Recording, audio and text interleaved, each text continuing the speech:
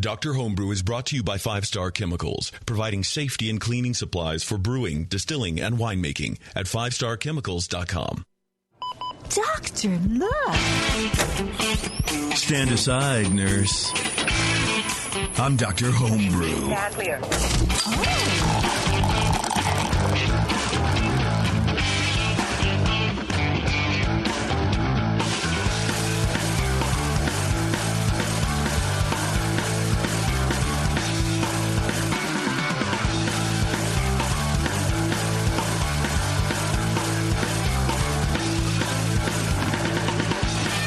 Welcome, everybody. Welcome to the second December show of Dr. Homebrew. I'm your host, Jason Petros. Yeah. And with me, my two master BJCP judges and all-around good boys, Brian and Keith. That's us, yep. What's going on, fellas? The second show is always the funnest, too. Just so you know, like, you listen to every other show, and, like, a show starts to get boring. Just wait for the next show, because it always gets more fun. I hear you. I hear you with that. I don't know. We have a good show for you, of course. And our advice gets worse, too. Well, that happens. That just happens in general. Brian will be on the phone. Not Brian, but another Brian. Not our Brian. Some other Brian with an Irish Red. You could call in if you wanted to. That'd be pretty cool. Yeah. That'd be great. You're just sitting right there. This is my... I feel like Irish Red is a style we don't see a whole lot. I don't know that have we ever had one? I want to say maybe once. Back, maybe once, yeah. Now I do want to look, dude. Let's find out. Yeah. Irish. Like, not a lot of brewers make those. It's like we've had this is the only one that has at least been submitted on the form out of 100. I love that. 124 submissions. This is the first. How many of them were IPAs, JP? Oh my God, too friggin' many of them. 73. For me, it was like how many of the Russian Imperial Stouts, and as much as they're all fun, like especially the ones that people send in. Like there's an extra bottle. I always keep it at home, and I'm like, it's always fun opening it up on like brother-in-law comes over, breaks out a cigar. I'm like, I have this Russian Imperial Stout. Like it goes well with that sort of thing, but. Honestly, it looks like we've had more stouts in general than we have IPAs. Yeah. Which is cool. I'm not going to remember the 74th stout versus the 75th that we've had on the show, but I will remember that goddamn Grodzisky. Grodzisky. Dude, that thing started me down a friggin' rabbit hole that I don't even know how to get out of. I love that beer. Anyway, before we get started, I do want to thank you. I do want to thank you, 5 Star Chemicals, for being a sponsor of this show. They bring you this show each and every time you hear it, so that's twice a month. Or if you're binging, then that's probably every hour and a half of your life. We'd like to thank you for keeping our brewing shit clean. That's true. They do keep your brewing shit clean. They keep it sanitary as well. PBW 5 Star San, rather.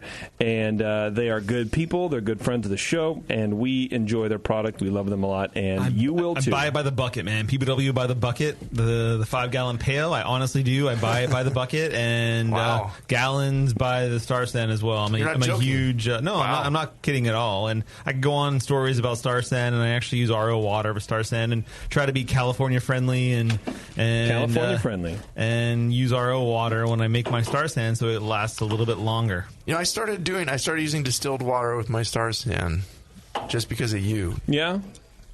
Because of Keith? It stays clear. Yeah. JB, what do you want over there? I'm not sure what I'm giving you right here. What's the first beer we're doing tonight? The Irish Red. Okay. Young man. And to that end, we have Brian on the line. Brian, are you there? Let's open the second one. What's up, boys? What's going on, dude? Nothing. I just figured I'd send you a nice Irish Red because you don't get that every day. Brian, That's with true. An I or with a Y? With an I, the proper spelling. Yes, of course. Thank you. Brian, where are you joining us from? From Pennsylvania. Where in Pennsylvania? Just outside of Hershey. Okay. The chocolate capital. Yes. Same place that makes chocolate. I'm from Pennsylvania, so I'm familiar at least a little bit. Like, I think most people don't understand the size of Pennsylvania. People are like, Philadelphia and Pittsburgh are right next to each other. And like, no, that's like 5 hours apart. But right. I'm from Pittsburgh. I'm getting a little chocolate in this beer now. It's weird. I wasn't before. Well, that's cool, man. How long you been homebrewing? Let's see. We'll call it 5 years. I've been doing.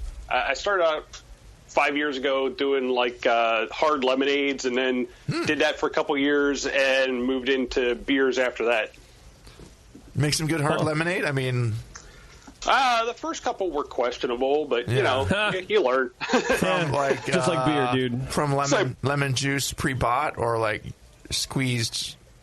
How did you... Like, it was like lemonade concentrate. Yeah. So sometimes I would do like straight lemonade or lemon and lime or lemon and strawberry, and take about 6 of those frozen concentrates with a little bit of dry malt extract, you know, some water in a slimline 2.5 gallon water container with some champagne yeast, and that was about it. Right on. I have a Meyer lemon tree in my backyard that produces like mad, and it'd be fun to do something interesting with it. They're all ripe right now, man. It's December here. we're good to go. I should bring a bunch of them to work tomorrow. Yeah. You Brian's should. probably like the December, the lemon tree still has actually fruit on it. What the hell? There's like nothing growing here. Yeah, 20 degrees here. We're all dead. I know. Yeah, well, I'm from Minnesota, and it was the weirdest thing when I moved out here. Like, there's the green leaves on the trees. It's the land of plenty out here, guys. You didn't know that? All right, let's start with Brian's Irish Red, and let's start with Keith. Let's start with Brian. Let's start with Brian. Yeah, Talking about Brian's Irish Red. I mean, you should start with Brian. Yes, Brian, we should. True. Sorry, JP. Hey, man, that's fine. So we had a nice Pulling audible, I don't fill care. Irish Red 15A in the not new guidelines anymore, but it's in the aroma. I got a nice rich toasty and biscuity malt a note in there, cleanly brewed, very restrained esters, which I found kept it out of the way of the malt. I have to say we're judging it a little bit warm, so my impressions of color I'm trying to adjust, but I think we'll do okay. I didn't get any DMS or diacetyl, which would stick out like a sore thumb with the temperature here of the beer. It's a nice low earthy hop. I did get a hint of some faint roastiness in the aroma, probably from the darker malts being used to color the beer, and it is a really deep, rich, appearance-wise, a deep copper-colored beer. I mean, almost bordering on light brown with a creamy head. Starts medium, just kind of a light tan-colored head. It faded pretty slowly, mostly finer bubbles. I gave it full points for appearance, even though it's a little on the darker side for style. But that's fine. Rich in the flavor, rich malt, biscuity, and clean. Again, it's warm, so that's coming out a little more than I would want it to, but I could... if it was colder, I can tell kind of what it would be like. And Keith was commenting how the finish is hard to get at. I think it finishes kind of medium dry to me, which is about where I want it, medium dry to dry. But it's the impression as warmer is just it's not sweet, but it's hard to get at. It doesn't bite the same way. But that's kind of into mouthfeel too. We'll get there. So the malt seems a little high as judged, but it's definitely balanced in the malt, but it finishes smooth, and it's got a nice malty aftertaste, but not too rich. It's just that in-between, just malty, biscuity, nice clean flavor that you want in an Irish Red, and it's, it's bold for an Irish Red, but this is the kind I would want. It's leaning towards the richer side for style, but I kind of like where it is. Very clean ale fermentation, low hops. It's, again, kind of an earthy presentation in there, but not overwhelming at all, just to balance. And low bitterness, very, background, just supporting. Mouthfeel-wise, it's medium-bodied. Some of these, the new guidelines say you can have a little bit of diacetyl in here, a little slickness. I'm not getting that. There's no slickness. There's no butteriness. And I prefer it that way, actually, so... No warmth, medium-high carbonation. It's pretty spritzy, but not to the point of being annoying. No astringency. It's not, it's smooth, but it's not like super creamy smooth. It's just it's not biting. It's just a pleasant beer on the palate. So it got a pretty high score there too for me. Overall, just very pleasant drinking beer. Many of the most of the desired elements for an Irish Red Ale. Seems a bit big, but it could be due to the warmth of the judging temperature. It just seems nicely brewed. I would just say if you're using dark malts for color, just be sure to keep those restrained, and look at the way you add them. I mean, you use you can use Gordon Strong's advice of not putting them through your whole mash if you want, just to get the color. I mean, sometimes when I've made like black IPAs and stuff, I'll use the Carafa, like as I'm running the beer off, just put a colander with a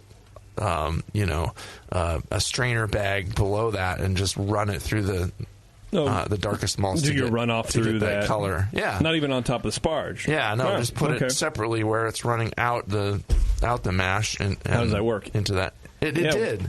It was great. Brian's really mad. He's like banging on the I thing. added a quarter ounce of the I did Carafa, and then because I didn't want my black IPA to be too rich roasty, so I started with just about half the amount I wanted, and I was like, color wise, I need to add the other half, so I put it in the strainer thing, and it worked great.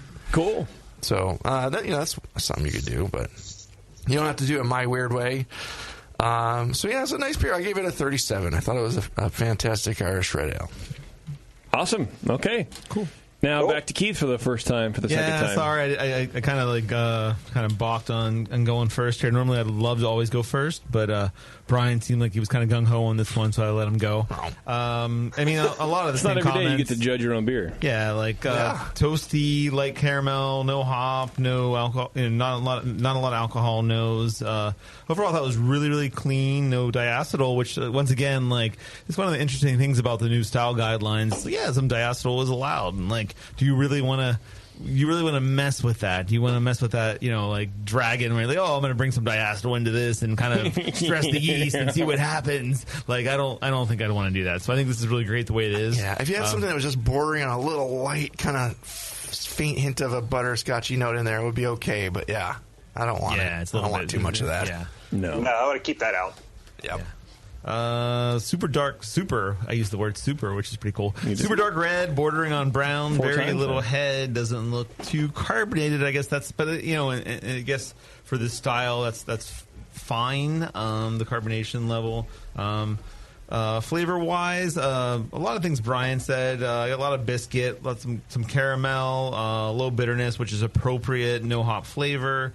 I get just a tiny bit of acetaldehyde, but I get that in any beer that doesn't have hops. Sometimes I can kind of pick it out. It's always there, and I just have a super low threshold for that. So no problem there. I think it's fine. A little bit fruity, I would think, and I'm getting just a touch of oxidation cardboard character, but not over the top. But overall toast is the flavor I'm tasting, which is appropriate, like that, and then just that little bit of roast with that as well. And I don't know. I think the esters are. Let me taste it again, just a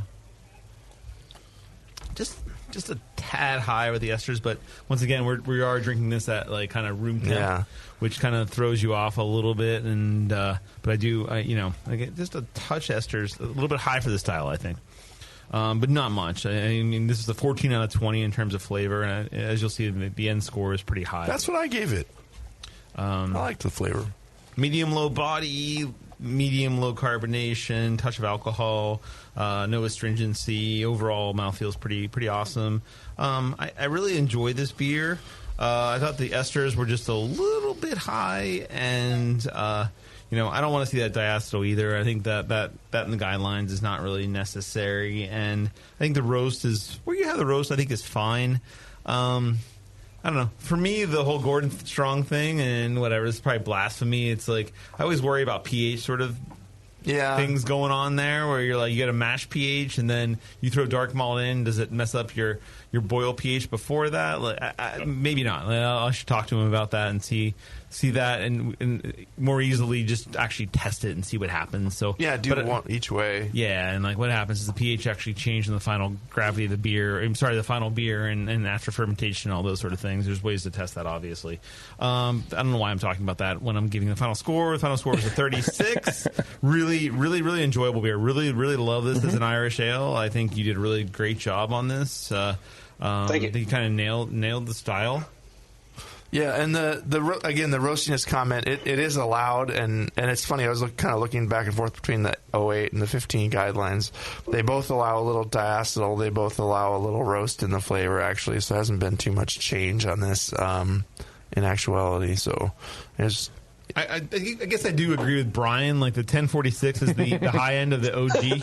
I guess for this Brian, not a little big. Yeah, it feels like it may be a little big. Like just I don't know. Maybe it's the Final Gravity. It just seems a little big as well.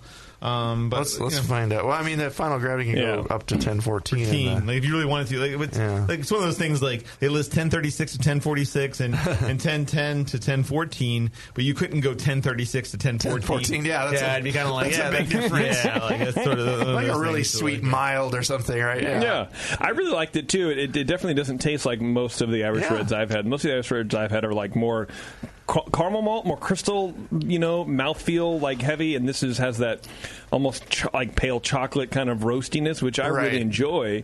My only thing is it maybe gets a little thin at the end, kind of just goes tapers off a little bit. I think it stays bold throughout, and I mean, that's the thing with some of the commercial Irish Reds. Sometimes we'll use some adjuncts and things, and it's a lighter bodied beer. Mm-hmm. This is a little bigger, a little fuller, and a little more fun to me. It's it's on the bolder end of the style. Fuller and fun. That's where I like it. All right. Brian beer is always good. Brewer Brian, can't go wrong. Can't go wrong. All right, Brian. Well, let's talk a little bit about your beer. If you want to throw the recipe out, that'd be cool. Sure. It starts off with just a little under 80% of Irish pale ale malt, which I actually got from Ireland. Wow. So yeah, that was my inspiration. That's going to make a difference. Yeah. Floor malted, good stuff. Little bit less than 7% each of Crystal 20 and Crystal 60. There is just over 4% of rye and a little bit over 3% of roasted barley. Okay. As far as hops go, there's an ounce of East Kent Goldings at 30 minutes and an ounce of Willamette at 10 minutes, and that's it for hops. Don't need much. Traditional White Labs Irish ale yeast, and other than that, pretty clean fermentation. Held it at just about, I think it was about 67 degrees the whole time for about 2 weeks. Nice. And it was interesting, Keith, to hear you pick up on the oxidation. This was actually brewed back in the end of June, so it's that old. Mm-hmm. Nice. No, that's really good though. I mean, I think it wasn't like super oxidized. There was a little bit there, but for a beer that size, it's like that's pretty impressive that the oxygen handling that you did going forward, from that. Like, was it kegged, or how did you go from here to a bottle? Was it just straight into bottles, or what were you? It was kegged the whole time, and I went into the bottle with a beer gun, actual beer gun, not JP beer gun. One word, not two. Right. All right. Yeah. But as far as gravity, 1057 to start. It should have been 1017. It actually finished a little bit lower at about 1012. Wow. So it's a little over 5.5%. Yeah. You're pushing. You're definitely you're beyond the guidelines of the style, obviously. But, I think if you just brought that down to earth a little bit, this would be 40 something point beer. Honestly.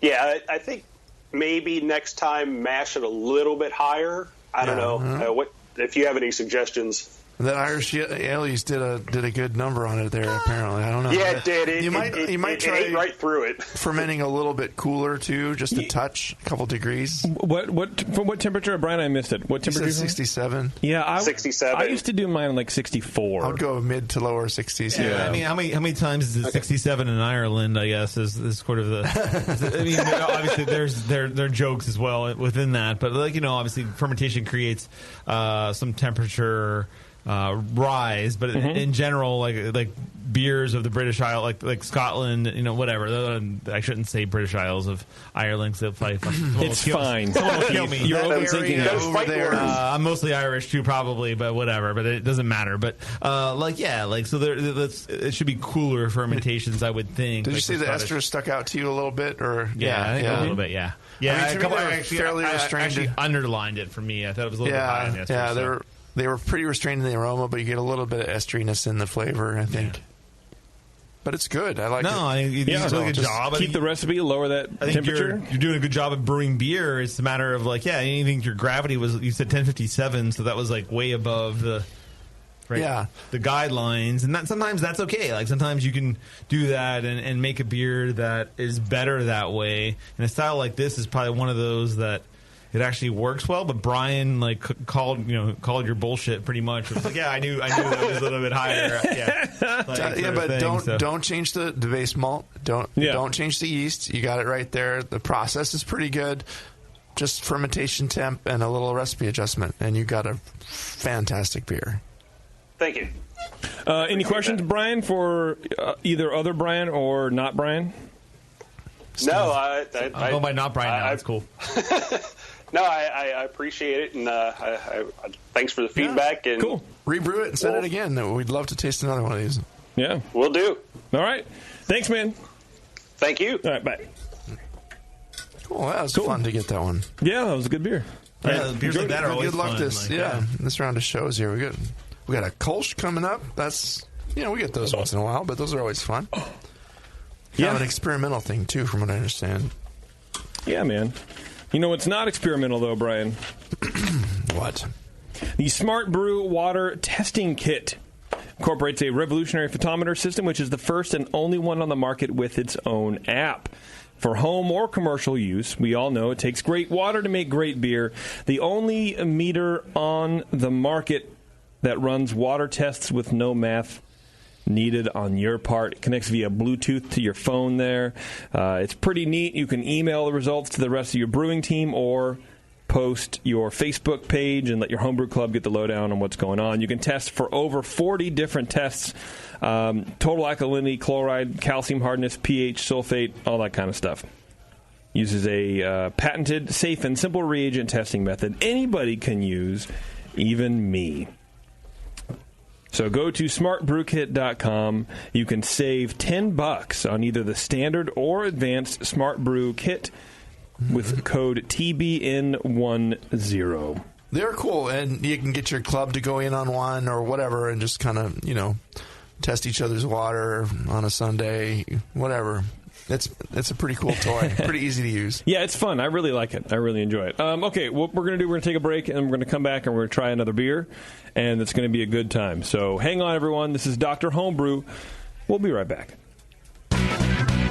Hello, fellow BNers. This is Sully from the 21st Amendment Brewery located in San Francisco, just 2 blocks from Giants Park. Before Nico and I opened the 21A and before I was a professional brewer, I homebrewed on my small 4-burner apartment stove in a back house in Santa Monica, California, making my extract brews before graduating to the daunting idea of all-grain brewing. Homebrew books and information was hard to come by back then. The internet hadn't been invented yet, along with other things we take for granted today, like electricity and potable water. One thing I wish I had back then when I was learning was a radio show that could teach me the ins and outs of brewing and answer questions that I had about homebrewing, a resource for making great craft beer. The 21st Amendment Brewery is excited to be a proud sponsor of Dr. Homebrew, a great show that teaches you what you need to know about making incredible beer. Good stuff. Listen up, you might learn something. I certainly did. And thanks for your support. Tasty Crack Games.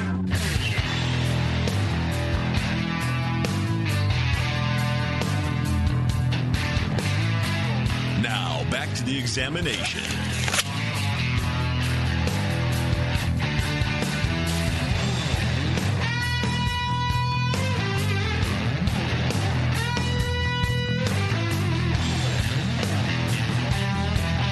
All right, thanks for hanging out, everybody. Before we get to our next beer, I want to tell you guys about the Brew Guru app. It's still out there. It's still dominating. It's still making sure that you get enough craft beer in what? Well, it says Brew Guru, so. Oh, well, it says Brew Guru, so I can only do what it says. But, look, Bev, what comes with the Brew Guru, what you're helping to do with the Brew Guru is becoming an AHA member, and that's the best way to use it. So, in order to become an AHA member, use the link on our screen, on our homepage, and then look. Basically, we get a cut of it, and then it's going to help train Bev to cross out the words Brew Guru on the live read sheet and put in member drive and actually I just want to hear you guys argue. It's really fun to hear you guys argue. We'll settle in, Brian. We'll settle in. Maybe it'll help you read the live reads that I print out for you. But it says Brew Guru right there. That's not the live read. That's just the show log. You're supposed to know these things, But the show log says JP. which one it is. Whatever. Thank you. You get 2 free books. You get 2 free books, everybody. 2 free books is good. So if you're not an AHA member, Holmes, you should be one. And then if you're going to be one through our page, our site. It's a good thing. It's a good thing for the world. You know what I mean? Yeah, and you're walking around, and it'll if you give the access to the notifications, it'll be like, hey, you get a discount here. Use your discount, dummy. I mean, I was like, oh, okay, because that's almost what I need these days. I don't think of that stuff. And it's like, oh yeah, I can get a discount here with my AHA card. Yeah. Sometimes I'll just leave it in my pocket and like, oh, I could have got a discount there. You need but the app will tell you. You need a Hey Dummy app. That's what I need, and that's what this is. Awesome. All right, let's get Greg on the phone. Hopefully this is the right Greg and not I didn't pull a JP. Hey guys, and do the other Greg. You know what I mean? We have a Kolsch, right? That's what Greg has. We have a Kolsch, which is another style we don't get a whole lot of. Greg, are you there, man? I am here. What's going on, JP? How you doing, dude? I'm doing all right. Appreciate it. Appreciate you sending a Kolsch in. I was just lamenting the fact that a lot of people don't brew these anymore, and that disappoints me. Yeah, I just figured I'd try to send something else different. Actually, I had a whole bunch of ideas when I was trying to send something in, but since it took a decent amount of time for you guys to get me on, it did. Luckily, I had a Kolsch, so I sent that one in. Yeah. And actually, I tried to set it up so that I could kind of, I have one here, and I wanted to make sure I could recreate what you guys were going to deal with. So my plan was to throw it in the back of my car. Yeah. And drive around for a while. In the neighborhood. Wash back and forth. Smart. But, yeah. You can't really recreate the dickness of JP holding the bottle. So that's the real problem. That was my plan. But somebody in your city that's like kind of just a jerk. Like, oh, that guy's a jerk. I want that guy to hold the bottle for a while. I'm the biggest jerk you've ever met in my entire life. No, not the biggest jerk. Like, there's bigger jerks. No. We see JP in the parking lot with chains attached to these bottles, like practicing his nunchuck skills. He's like, yeah. That's right. That's right. He does. All right, Greg, how long have you been homebrewing, man? It's been a little bit over 3 years now. 3 years? Okay. And is this your first attempt at a Kolsch? This is my first Kolsch. Oh. Were you a little nervous brewing it, or you're like, I got this, it's fine? I guess a little bit nervous, but I don't know, man. I'm just making beer, so... It's like, whatever. Oh, here's a style? I'll make it. Whatever. Who cares? Exactly. Yeah, I realized maybe that was overthinking that question. Are you nervous because you got... Anyway, let's get to this beer here. Keith, why don't you go ahead and start us out, bruh? Thanks, JP. You're welcome. Sorry about the whole, the biggest jerk in the city. Hey, it's all right. Just go ahead and let's do this Kolsch. Thank you. You're welcome. Okay, so Kolsch. I think I was told it had some different hops than a normal Kolsch would have, but we'll talk about that later. But the Mandarina Bavaria and the Hallertau Blanc. But for me, on the nose, I got a fair level of esters. I got some red apple, just a faint touch of banana, and then a medium spicy hop with a low citrus, white wine, stone fruit sort of character. No diacetyl. I would say on the nose, the esters were more than subtle. Like for a Kolsch, I'm looking for a pretty subtle nose, and I was getting a little more than subtle. Malt in general was not again, but kind of hidden. Like it was pretty low. I got a little graininess there, but it wasn't a lot of sweetness from the malt on the aroma. Moving on, appearance, medium dark gold. I think this is pushing the boundaries of a Kolsch in terms of color. Pretty dark. I've been to, I'll say Cologne, whatever. I won't pronounce it properly, but this would be probably darker than any Kolsch that's in Cologne. But it's right at the end. It's not like super dark, but it's pretty dark for that. Clarity is awesome. It looks really really pretty. Almost, it is brilliantly clear, and the head is there's a good amount of head retention on the ring of the head, but yeah, it's not awesome on that, but yeah, looks pretty cool there. Flavor-wise, I got a low sweetness, medium-high bitterness. It's dry and crisp. More and more I taste it, the bitterness sort of shines through. The style is supposed to be sort of dry and refreshing. I felt like it was a little bit heavy on the bitterness in terms of that. Sorry, just tasting again right now. Yeah, it feels a little harsh, a little harsher than a Kolsch should be. I want to see a little more malt presentation there. Got a lot of esters. Got those apple esters again, red apple esters. They're pretty high.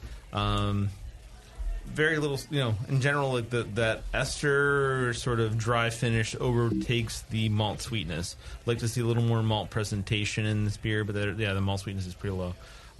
Finish is fairly, like I said, bitterness sort of forward, a little bit harsh.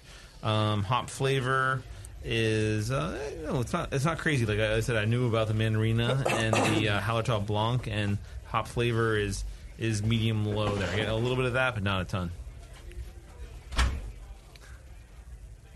Thank you. Fairly astringent from that hop bitterness. Medium light body, medium carbonation. Style trademark is being really smooth, and I thought this was a little bit on the harsher side. So overall impression, a really good beer, a tasty beer. I think for a Kolsch, it's kind of hard to, it's a style that tastes like a very specific thing in terms of showing the malt and showing a little bit of fruitiness and showing just really, really restraint. And I think this one had a little too much esters in terms of the apple. And then also the bitterness was it hit me a little hard. Like it was not something that I would say it was Kolsch proper. So the bitterness overpowers the malt sweetness and the delicate nature of the beer. For the esters, I would just make sure you're fermenting properly and having the temperature wise that you want, and depending on the yeast strain, that sort of thing.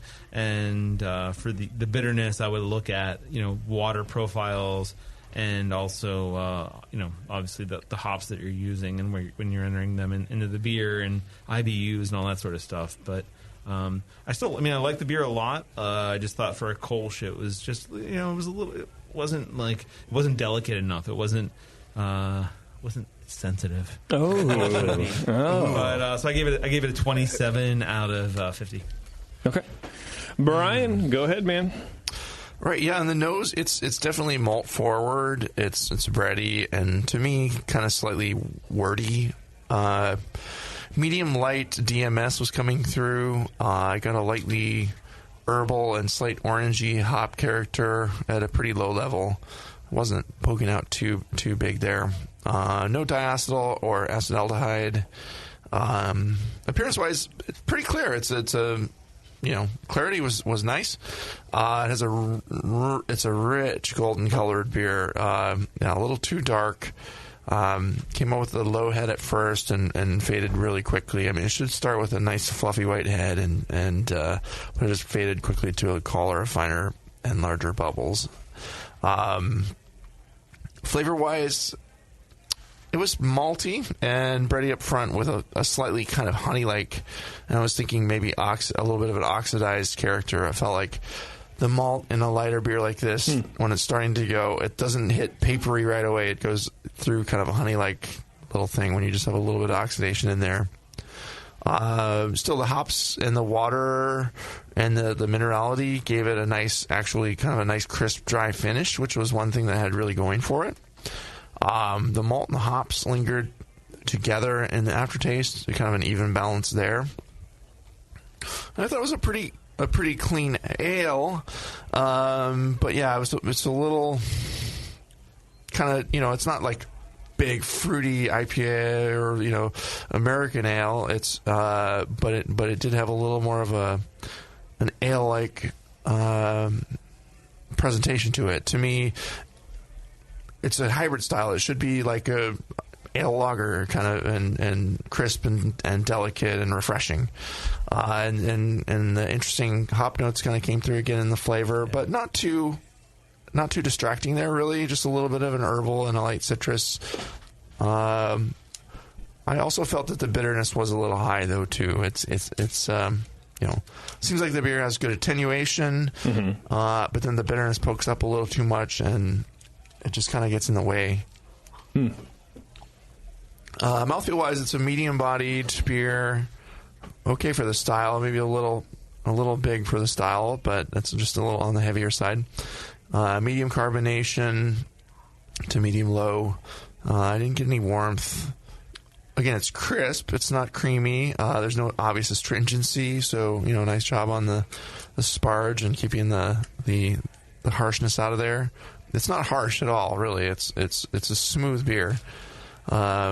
It's nicely palatable. Correct. But, it's somewhat crisp. It could be a little smoother, a little more delicate, a little crisper. But, so overall, it's a pleasant Kolsch. It has some of the elements that are desired, some of the crispness, especially. But, again, it's just a little bit of the maltiness and the DMS-like wordy quality to it was just pushing it up into just a little thick and not, I don't know, where would you put this? It's like almost like... Yeah, I was thinking that right a now. classic American Pils or something. It's a little richer than you would get in. It doesn't have that. If you had a little corn like in this, it'd be like a classic American Pils, like a nice hearty. Yeah, I mean it's not. It's still ale like, but it's it's more leaning towards different kind of beers than the Kolsch to me. Yeah. I don't think like blonde ale or a blonde ale, cream ale or something like that. Yeah, it's kind of weird. Another kind of an ale, but it doesn't have like a bigger. It has the bitterness of maybe American blonde ale. And that could be another place to put it, or you just kind of rebrew it and keep working on that recipe. But it'd be interesting to know where you fermented it and the yeast used with it. But you want to keep a nice, especially if you use a lot of Pils malt in these, you want to use a nice long open rolling boil to drive off that DMS precursor, the SMMS, and get that out of there. And just using hops that are not standard are kind of interesting, but and they weren't really wildly detracting in this case. But just they would have been fine. I think. Out of character. I thought the Mandarina and the Halter Blanc, it was an interesting little twist on it. I think they're a fine pairing. Yeah, I mean, to me, it's more in the finish and the treatment of the fermentation of the beer. Yeah, and maybe the recipe a little bit. It's just a little bigger and less. Not as delicate as you want, like you said. So I give it a 30. Actually, I thought it was a decent drinking beer. Yeah, it's a good Kolsch. It's you could drink a lot of that. Just to style, it's not quite there. Okay, Greg. Let's go through your recipe, if you wouldn't mind, if you have that available. That'd be cool. Yeah, sounds good. So my computer that I actually did the recipe on it actually stopped working, but I did happen to take a photo of the screen, so I do have the recipe. Smart. I will say that this beer actually is a little bit older. I brewed it back in August. So the malt bill is 8 ounces of honey malt, 8 ounces of Vienna, and 10 pounds of Pilsner. And then for the hops, I did, let's see, at 60 minutes I did 5 ounces of Halter Blanc. At 30 minutes I did 5 ounces of the Mandarina Bavaria. And then I actually did do a dry hop of 5 ounces of the Mandarina Bavaria and the Halter Blanc. I wanted to kind of like bring these. This is the first time I've really used these hops, so I figured that with the Kolsch they'd kind of come out a little bit more since it's a lighter beer. And so I kind of wanted to get a little bit of the flavor of those, so I put them in a little bit later. So it's not exactly too style for a Kolsch, but yeah, sure. Yeah. Well, how big of a batch? This is a big batch. And then, what was that? How big of a batch? How many gallons? 5 gallons. Wow, that's a lot of hops in there. It is. And wait, there's no way. It's a half ounce. Sorry. 0.5. Okay. How did you get 5 ounces in there and not have it come through like a bomb? We were both like, whoa. I didn't put the dot when I wrote this down like 10 minutes ago. Okay, 0.5. Let's go. Decimal points they're pretty much meaningless. Decimal points are not that important, really. You can put them wherever you want to put them. I'm glad we clarified. What did you ferment at? Yeah. And which yeast? What temperature did you ferment at, and what yeast did you use? 6.8 degrees Fahrenheit. Yeah. So it was WLP 029, which is the Kolsch yeast, and I started off at 60 for 5 days.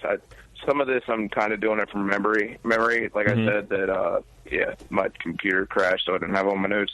Yeah. But it was like 60 for 5 days, and then I slowly ramped up to 68 after another 3 days. Okay. Too low? I think it's a pretty low starting gravity or starting fermentation. No, 60. It's an interesting thing, like with that, like for Kolsch, you'd think like I want to make it colder, whatever I just said. Colder. But 029 is the Fru strain, and they the Fru, whatever the hell, like a PG Fru, and they actually say like 62 is where you should start, and I actually think I've found like unless you pitch a shitload of yeast to start, like you're better off, like you get less esters if you get a little bit warmer, which is really a weird sort of thing, like I always think like cooler makes less esters, fewer esters, but I just heard something like that on, I think it was the session like the other day, that somebody pitched a little bit, you're starting to pitch a little bit higher because you don't want to pitch too low. But I just thought, and I knew that, I just thought 60 was like maybe too much, but that's close. Did it start off well? Did you have a good starter? Did it get rocking and rolling? Yeah, everything went, like the fermentation, everything went good on that. Nice. I will say one thing with this beer. This was the very end of my keg, and I moved it around when I went to bottle, and the first, 4 or 5 bottles, I guess it had been sitting for a while because it was pouring really well and everything was tasting really good. And then when I went to pour to send you guys beer, since the bottom of the keg, the first 3 or 4, there was a little bit of shrub. So I was like, I really hope one of these comes out clear. And it was like the last 3 or 4 were actually clear, and I was like, all right, good. So it might not be super bitter because I felt like they were going to be bitter because there was still a little bit of hop because like I said, I did do a dry hop on this one. Yeah. It was pretty clear. It came out pretty. Could we talk about the? I had one here, and I was like, all right. So it still tastes a little bit more bitter than the ones I had before. Yeah. But it was as clear as what I was remembering when I had it on draft.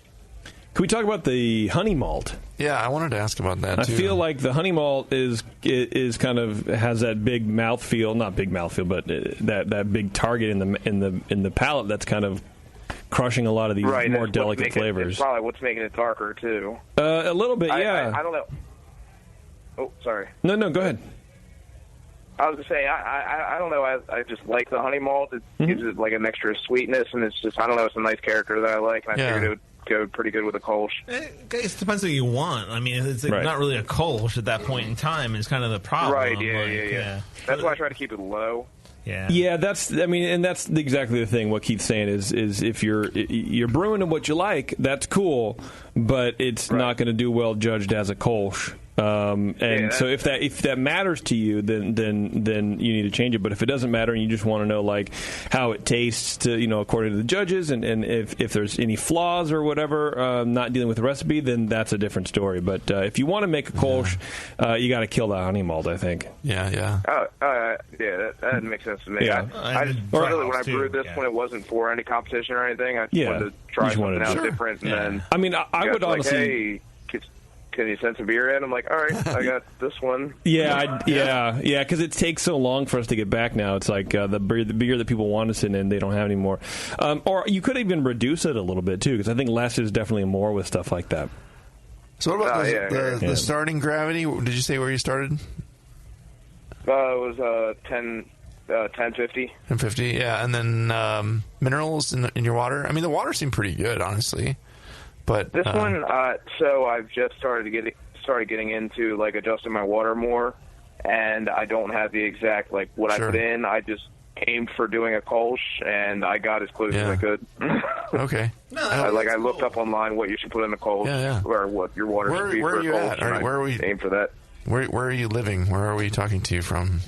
to? I'm in Maryland. Maryland, another East Coaster. JP put all the East Coasters on the last. That's all we get sometimes, dude. I can't help it. It's the holidays, man. He's cool. One day I'll do something right. Are you working tomorrow? Are you off tomorrow? Or how's this working out for you? Luckily for me, tomorrow I actually have off. See, there you go. Nice. There you go. It's a holiday, man. Yeah. Come on. Actually, I had a homebrew club meeting tonight, so it was like, I get to have a couple of beers before I go on the podcast. Already lubricated. All good. Yeah. You're much more sober than that Chris guy we talked to on the last show. Yeah, it's all good. I heard that one. That would have been me. 'Cause if I was on the earlier podcast, I probably would have been at the bar at our homebrew club still. Nice. Do you have any questions for the guys, or did we pretty much cover everything?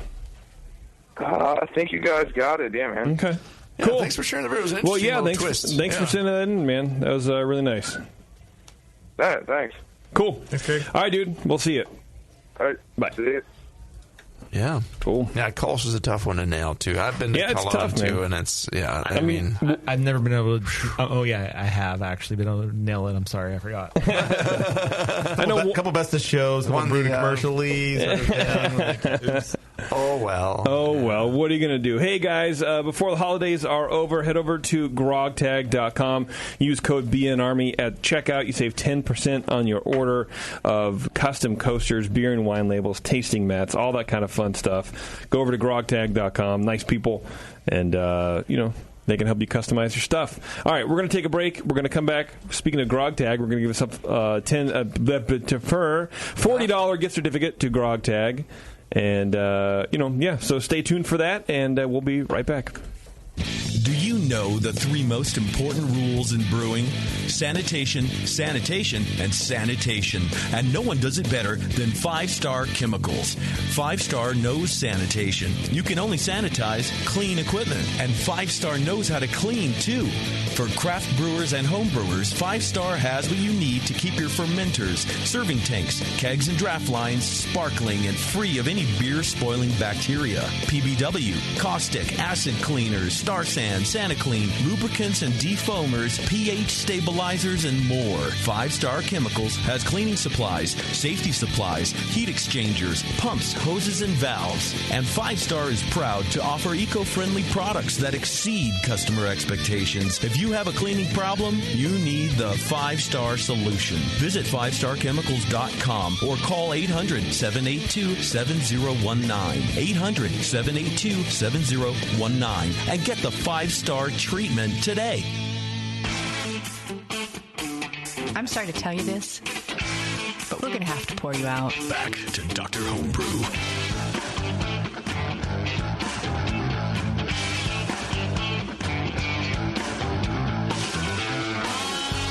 Hey guys, thanks a lot for sticking with us. More Beer, always innovating. They have absolutely everything you need to make great beer at home. And you go to morebeer.com to prove that fact.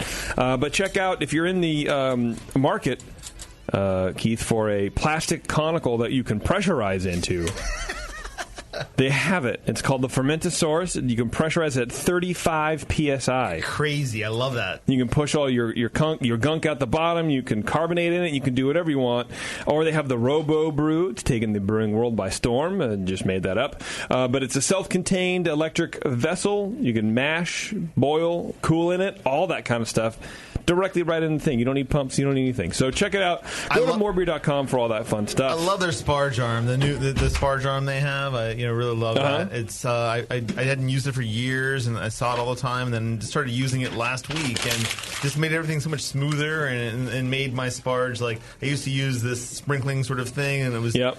Boring holes in, and then I used the new sparge arm, and it was great. I was really. I wish I could have gotten a plug somehow, given it a plug and gotten it for free. But it was a really cool thing to use, and it made my brew day easier. You don't get everything for free just because you work on this show, man. Yeah, I get nothing, and JP gets everything for free. Yeah, I do. I keep it all myself.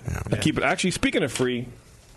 Someone sent a can of beer in. I just remembered about it. And I forget who the fuck it was now. This is the problem. Oh, the homie who was on from Missoula, Nick, I think. Okay. It's fresh bong water hemp ale from Kettle House Brewing. Because occasionally we get beer sent in fresh from bong people, water, as opposed to dirty old gnarly bong water. Right. It was well, we're not even going to read that. Anyway, so you can crack the bong water open from Kettle House Brewing Company. So okay, who Brian? 5%. You're the keeper of the score. Who wins the $40 grog tag? That would be Greg. Greg, all right, dude. Good job, buddy. You know what? You brewed a nice, interesting twist on a Kolsch, and it was still very good. It was still very good. But now we can make it look pretty. Let me make the next one look pretty. This shit, because I'm going to forget. A beer sign that says "Screw the Brewing Network" and hang it on his wall. Something. He could definitely do. He could definitely do that. That's his money, right? Sure, you can do whatever the hell he wants. What else he can do is go to www.whitelabs.com/thevault and check out their strains for home brewers. You can order. You can place your order for any of the strains that they have over there. Once each strain reaches 150 orders, White Labs will release the yeast and ship it directly to your doorstep. And if you're a professional brewer, for some reason listening to this show, you can place an order of 1.5 liters through the yeastman.com site and check it out, and they will ship that as well. You can get access to all that kind of fun stuff. So check them out, whitelabs.com/thevault. So the Bongwater beer has Canadian-grown hemp, okay, Montana-grown barley, and Missoula-grown love. Oh, well, I like that. It's a 5% ABV. I read something where maybe it was potentially only in California, but you can no longer put love as an ingredient on things because it's in not California, an actual thing. You can't. Yeah, it's not a real tactile. I thought it was pretty ingredient. The thing I hate is nice. Like people say, like, oh, this has a nice blah blah blah. Like I was watching like fucking Top Chef last week, and it's like it has a nice like coriander, whatever the fuck accoutrement to the top, whatever. I hate fucking nice. Does that mean your nice coriander was extra kind and friendly? Nice. Fuck you. Sorry. We're drinking this wit beer, which does have a very nice coriander thing. Yeah, it's coriander, orange peel, it's chamomile as well. But, it's very yeast and like farty smelling. It's very farty. So you think it's sulfury? Oh, sulfur, yeah. So that's probably the coriander I chose to use, which I could probably point out where I bought the... Was not very nice, or was it nice? No, I mean, that's a coriander thing. That's not good. No, not nice. But yeah, I mean, I think cereal mash, like the body of it is what you need to do. Like if anybody's making a wit out there, like if you don't use the cereal mash with unmalted wheat, like you're failing, and that's really tough beer to make. Like fucking using flaked wheat or something else, like it just doesn't work. Why doesn't it work? Yeah. What doesn't work about it? You don't get the body doesn't really work well. I think the body on this is perfect. You can give if you want the sulfur nose, and that's the coriander more than anything else. Like is the problem with that, but. I mean, the body is there. It's a little chewy. It's almost chalky, even. But I wonder if that's just the yeast. The stupid body thing is nice. No, it's. I think it hits the. I think it hits the check boxes for the body as it should. Yeah, for sure. I've done both before, and I find if you don't do a cereal mash, unmalted wheat, you just kind of get crappy wit. And nobody wants that. Wit beer's already a weird style. It is. Okay, we're done, right? Yeah. Thanks for sharing that beer, Keith. We thanked everybody we were supposed to thank, and 5-star. We sure did. And all the other people. Yep, 5-star. Thanks to everybody who sent in beers. Thanks to you guys. I know you guys got to go because Bevo. It's no thanks to Bevo. She's not even listening. She hasn't been listening to the show for the whole time, so whatever. All right, everybody. Thanks a lot for listening to the show. If you have any feedback on it, that goes to feedback@thebrewingnetwork.com, or you can email me at JP. If you want to be on the show, you're going to have to wait like 6 months. No joke if it's 6-month backlog. But get in your thing now, and then don't email me and say, I just brewed this thing, this delicate beer I want to get on, because, I mean, no offense, you're not going to get on for a while because we have so many people in front of you. So, but we do love delicate beers. Delicate beers are our favorites. Yeah. So. Yes. You can email me at brian@thebrewingnetwork.com, and I can go over to JP's house and kick his ass for you. It's true, because that'll do a whole lot. And then maybe something will happen. Maybe. Okay, everybody, thanks a lot, and we'll see you later.